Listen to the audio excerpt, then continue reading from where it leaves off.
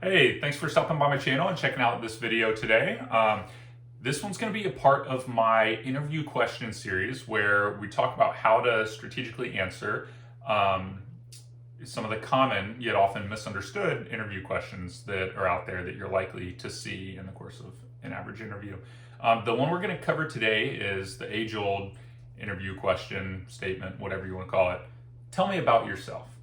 And so I'm going to walk through kind of the purpose, top mistakes, what a strategic agenda for you to have would be kind of going into it, and then just run through a quick example of how you might answer the question.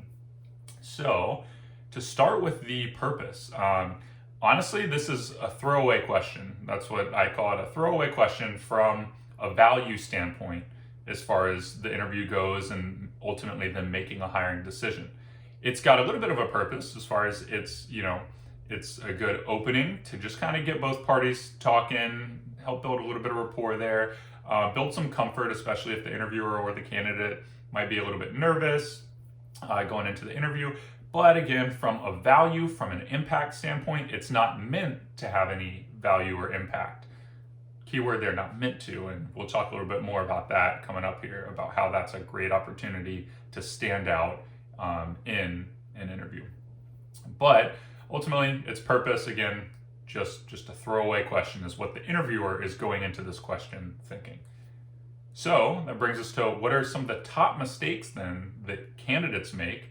Well, honestly, unless you just go totally off the wall with something crazy, there's not necessarily a deal breaker mistake that's going to negatively impact you.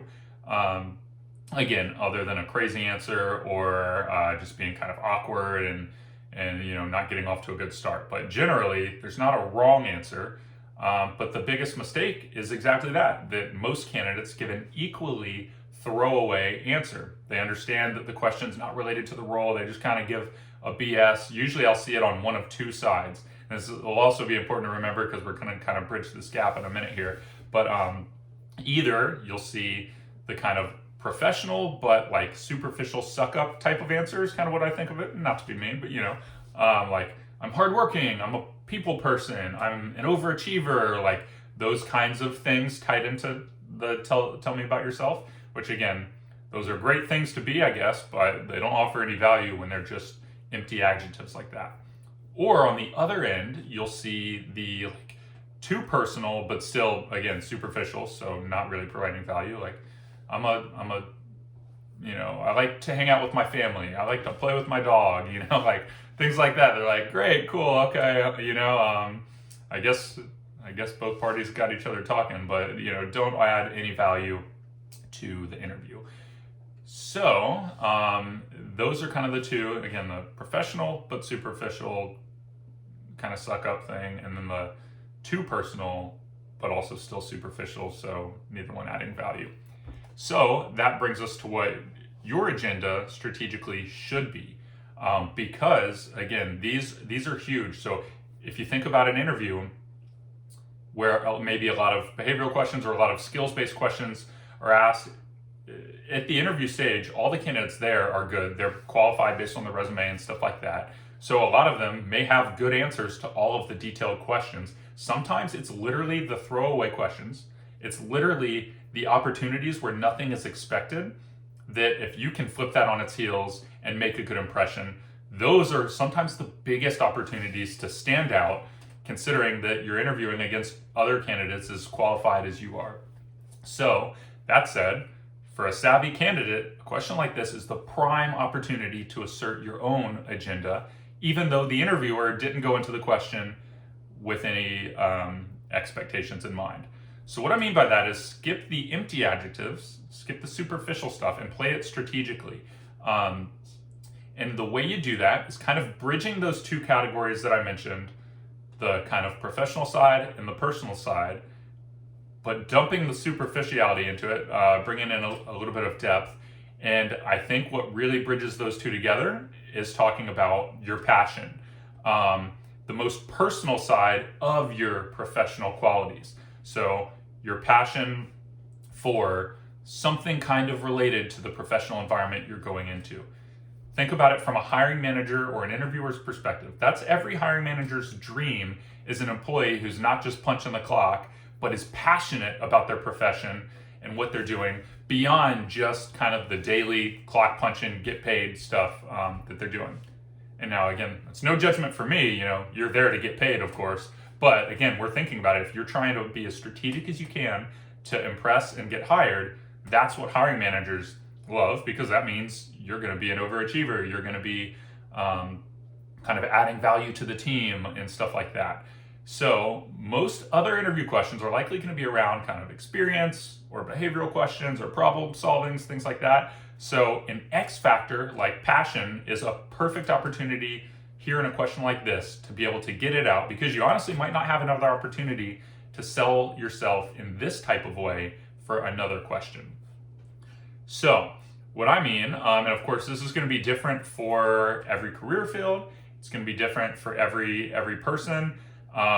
Maybe you hate what you do and you just feel like this is too much of a stretch. Well, I'll leave it up to you whether you want to kind of BS it or not. But here's an example of kind of how I'd go about answering this question. And I'll kind of keep it broad here, so I'm not going to necessarily answer it like tied to myself and my background as if I'm answering the interview question, but you'll see.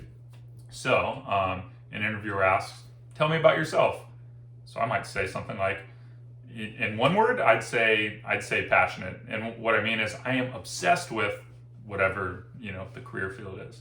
I love constantly learning. I love teaching myself, new techniques or technologies related to this career field.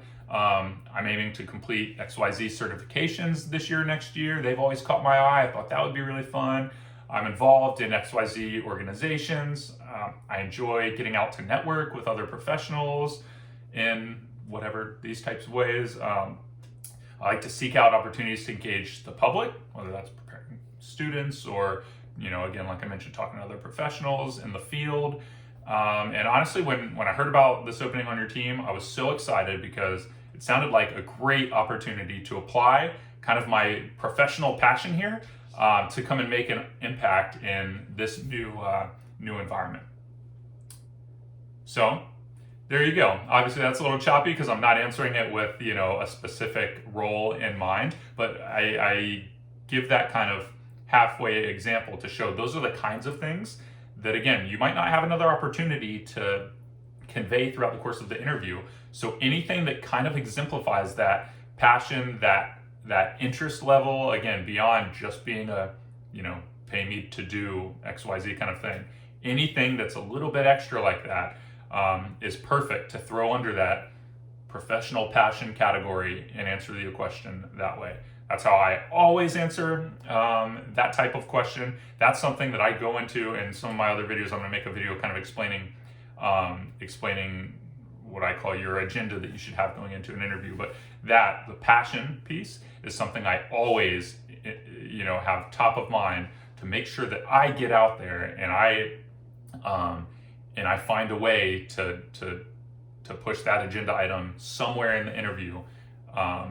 Because I think it's a huge way to stand out, because it doesn't really usually relate to most of the other standard questions you're going to get asked. So in summary, again, to me, it's about conveying as much high value, high impact information as possible. And a question like this that's open-ended and that is just a throwaway with no expectations from the interviewer's perspective is the perfect opportunity to get that high value, high impact agenda item of yours out in the interview. So yeah, so that's about how that one goes. I'm going to keep answering questions like this. I may make another video where I give some more specific example answers related to different common types of roles, maybe how you might answer for a customer service role or an HR role or a tech role, different things like that. But I hope this was good enough to kind of frame the concept and the strategy behind it, so that you can, again, go into your next interview and use a question like that as an opportunity to score points where none of the other candidates are scoring points, again, because everyone else is given a superficial, quick answer to just move forward and jump into the actual interview. So be savvy and make it a win, make it the way you stand out. Thanks for watching this video.